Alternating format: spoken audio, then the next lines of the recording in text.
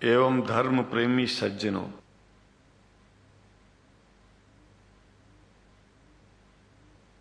भगवान की जब कृपा होती है तो कभी धर्म की सच्चाई को जानने का अवसर मिलता है। मुसलमानों के बीच में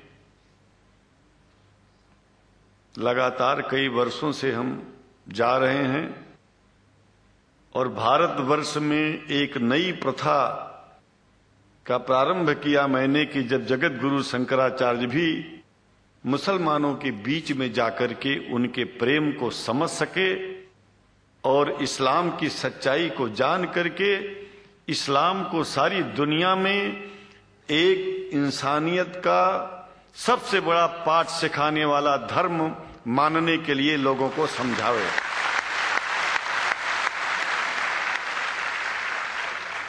जब लोग इस्लाम को बेदर्द, मुसलमान को बेदर्द, तलवार के जोर पर चलने वाला धर्म बताते हैं तो अगर शायद धरती में कोई दुखी होता होगा तो सबसे ज्यादा दुख मुझको होता है। ये न सच्चाई है और न कभी ये सच्चाई हो सकती है। जिस इस्लाम ने पहला कलमा ही कुरान शरीफ का ये बताता है कि नहीं है इबादत के काबिल सिवाय परमात्मा के और कोई, ला इलाहा इल्लल्लाह मोहम्मद रसूल अल्लाह। भला आप बताइए, वेदों का रस निचोड़ करके मोहम्मद साहब ने परमात्मा की इबादत करके परमात्मा के पैगाम को एक ही कलमे में दे दिया। इससे बड़ा ग्रंथ दुनिया में और क्या हो सकता है। अगर कुरान के पहले कलमे को ही पढ़ करके हिंदू अपने धर्म का पालन करना चाहे तो उससे बड़ा धर्मात्मा शायद कोई नहीं होगा। कुरान को हमने गहराइयों में जा करके तो नहीं अनुभव किया, लेकिन कुरान के मानने वालों के हृदय की गहराइयों में जाके देखा कि अगर इस्लाम को पूरी दुनिया अगर स्वीकार कर ले तो इसमें कोई बुराई नहीं है। इस्लाम परमात्मा के द्वारा बताया गया सिद्धांत है। इस्लाम किसी व्यक्ति का अपना नियम नहीं है, अपना सिद्धांत नहीं है। कुछ लोग भेदभाव पैदा करने के लिए इस धरती पर मुसलमानों को बेदर्द कह देते हैं, इस्लाम को बुरा कह देते हैं। मैं कहता हूं उनसे बुरा इस दुनिया में कोई नहीं है। वो शैतान के बच्चे हैं, खुदा के बच्चे नहीं हैं। क्योंकि जहां तक मेरी अपनी पहुंच है, हमने वेदों को पढ़ा, पुराण को पढ़ा, शास्त्रों को, हिंदू धर्म ग्रंथों को पढ़ा। उसके बाद में मुसलमानों के बीच में जाना शुरू किया। हमने मुसलमानों से हाथ मिलाया तो हमारा विरोध किया गया।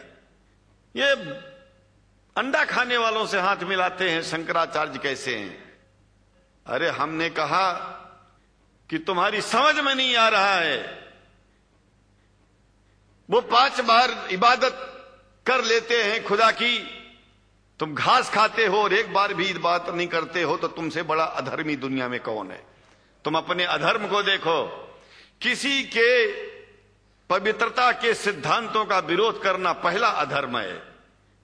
आप क्या खाते हैं, कैसे रहते हैं, अगर हमें आप दुखी नहीं करते हैं तो आपसे बड़ा इंसान दुनिया में कोई नहीं है।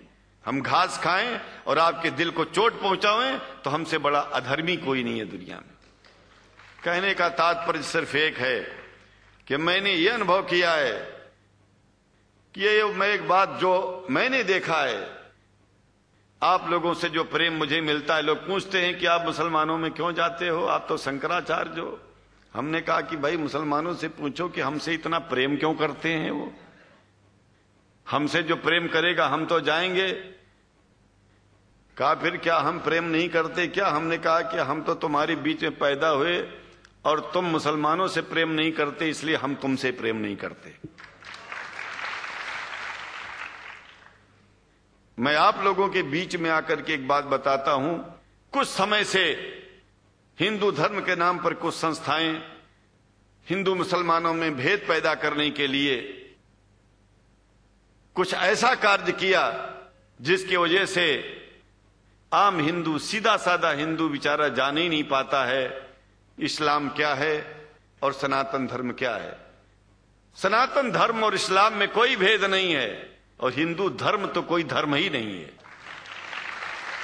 सनातन धर्म धर्म है और शायद जो संस्कृत का सनातन शब्द है, अगर किसी भाषा में उसको इस्लाम कहा जाए तो कोई बुरी बात नहीं है।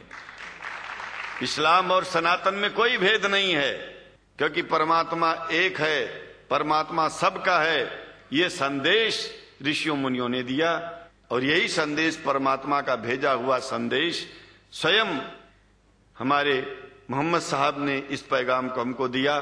तो हम भेदभाव क्यों करें? यहां पर भारत का मुसलमान, एक बात बिल्कुल मैं स्पष्ट बता रहा हूं आपसे, अगर भारत का मुसलमान सो गया तो भारत सो जाएगा।